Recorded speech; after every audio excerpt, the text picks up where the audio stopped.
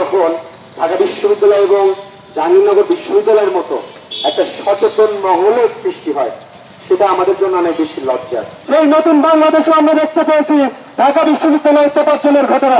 একজন অপরাধী আপনার চোখে তার যে শাস্তি মৃত্যুদণ্ড, সেটি আপনি হয় রাজপথে না হয় গেস্ট রুমে আপনার নিজ হাতে নিশ্চিত করলেন।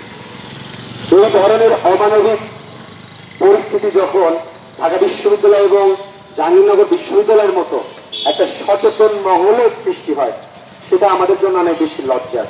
কারণ বিশ্ববিদ্যালয়ের ছাত্ররা তারা আইনের সুশাসন প্রতিষ্ঠার জন্য কাজ করবে। 250-টিরও বেশি ডিজাইন অপশন নিয়ে ওয়ালটন স্মার্ট ফ্রিজ, বোঝে আপনার প্রয়োজন। রাষ্ট্রের প্রতি আমাদের যেরকম প্রতিবাদ আছে, রাষ্ট্রকে আমাদের সম্মান করতে হবে। আইন প্রয়োগকারী সংস্থা আছে, মানসিকতা সমাজে তুলছে না করে ঢাকা বিশ্ববিদ্যালয় বা জাহাঙ্গীরনগর বিশ্ববিদ্যালয়ের মতো সর্বোচ্চ বিদ্যাপীঠে এই ধরনের নজির স্থাপন করি বিচারকারী লুকায় আছে। এই জিনিসটাকে আমাদের কিন্তু বের করে দিতে হবে।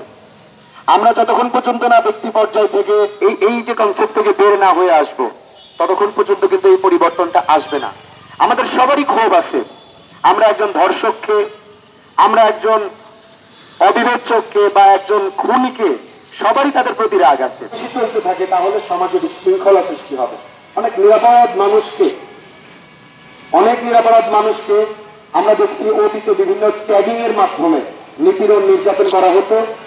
মব জাস্টিসকে যারা দাহান্দাবাজ মহল আছে বা সুবিধাভোগী বা সুবিধাবাদী মহল আছে, তারা কিন্তু মব জাস্টিসকে তাদের উদ্দেশ্য হাসিল, আমাদের যেরকম একটা বিপ্লব করতে হবে এর বিরুদ্ধে, তেমনই ভাবে বিশ্ববিদ্যালয়ের মতো জায়গাতে যারা এই ধরনের ঘটনার সাথে জড়িত, তাদেরও মিডিয়া ট্রায়াল না হোক, তাদেরও আমরা সরাসরি ট্যাগিং না করি। সভা সোচ্চার আছি স্টুডেন্ট অ্যাসোসিয়েশন থেকে সবসময় মানবাধিকার লঙ্ঘন সহ ছাত্রদের মানবাধিকার লঙ্ঘন জড়িত ছিলাম। তখন বুয়েটের আপনাকে হলের মধ্যে নির্মমভাবে হত্যা করা হয়। সেই ফ্যাসিবাদী কাঠামো থেকে আমরা যখন বেরিয়ে এসেছি, আমরা একটি নতুন বাংলাদেশের স্বপ্ন দেখেছি। সেই নতুন বাংলাদেশও আমরা দেখতে পেয়েছি ঢাকা বিশ্ববিদ্যালয়ের চাপাচ্ছলের ঘটনা। আমরা স্পষ্ট বলতে চাই, এই ধরনের মানুষকে বিচার করার ক্ষমতা কোন সাধারণ আমজনতা রাখে না।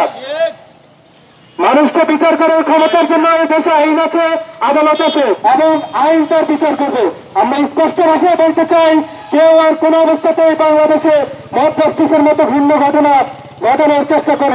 জাহাঙ্গীরনগর বিশ্ববিদ্যালয় ও খাগড়াছড়ি সহ সারা দেশে চলমান মব জাস্টিসের বিরুদ্ধে আমাদের আজকের এই প্রতিবাদ সমাবেশ। এই নির্মমতা এবং হিংস্রতা আমরা দেখে আসছি গত 15 বছরে। বিশেষভাবে অসংখ্য ঘটনায় আমাদেরকে এখানে দাঁড়াতে হয়েছে।